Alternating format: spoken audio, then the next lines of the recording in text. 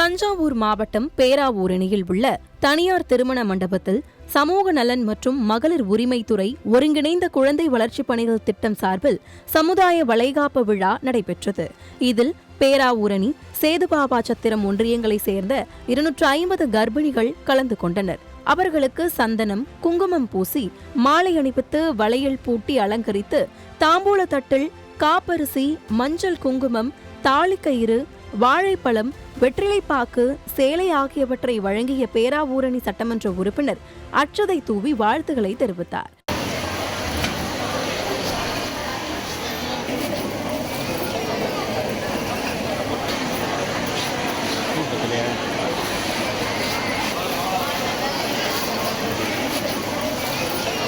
இதேபோல் கிருஷ்ணகிரி மாவட்டம் ஊத்தங்கரை பேரூராட்சி திருமண மண்டபத்தில் சமூக நலன் மற்றும் மகளிர் உரிமைத்துறை ஒருங்கிணைந்த குழந்தை வளர்ச்சிப் பணிகள் திட்டம் சார்பாக சமுதாய வளைகாப்பு விழா நடைபெற்றது.